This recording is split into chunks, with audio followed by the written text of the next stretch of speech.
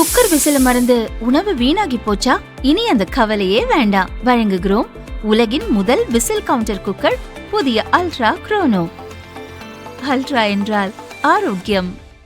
அயோத்தி ராமர் கோயிலில் காணிக்கை எண்ணும் பணியின் போது சிலர் பணத்தை திருடி சென்றதாக புகார் எழுந்தது.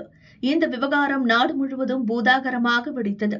இது அடங்குவதற்குள் அடுத்த சர்ச்சையாக உத்தரகண்ட் பத்ரிநாத் கோயில் உண்டியல் காணிக்கை திருட்டு போனதாக புகார் எழுந்துள்ளது. அங்கு முதல்வர் புஷ்கர் சிங் தாமி தலைமையில் பாஜ ஆட்சி நடக்கிறது. கேதார்நாத், பத்ரிநாத், கங்கோத்ரி, யமுனோத்ரி என 4 பிரசித்தி பெற்ற கோயில்களுக்கு செல்லும் சார்தாம் யாத்திரை தொடங்கியிருக்கிறது. பத்ரிநாத், கேதார்நாத் கோயிலில் பக்தர்கள் கூட்டம் அலைமோதுகிறது. இரு கோயில்களையும் ஸ்ரீ பத்ரிநாத் கேதார்நாத் கமிட்டி நிர்வகிக்கிறது. பத்ரிநாத் கோயிலில் காணிக்கை பணம் எண்ணும் பணியில் இருந்த சில ஊழியர்கள் திருடியதாக சமூக வலைதளங்களில் செய்திகள் பரவின.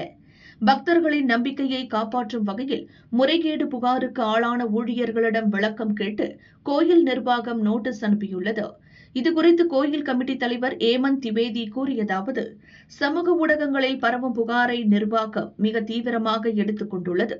காணிக்கை எண்ணும் பணியில் ஈடுபட்டிருந்த ஊழியர்கள் மற்றும் அதிகாரிகளுக்கு முதன்மை செயலர் அதிகாரி மூலம் விளக்கம் கேட்டு நோட்டீஸ் அனுப்பப்பட்டுள்ளது. தவறு நிரூபிக்கப்பட்டால் கடும் நடவடிக்கை எடுக்கப்படும் என்றார்.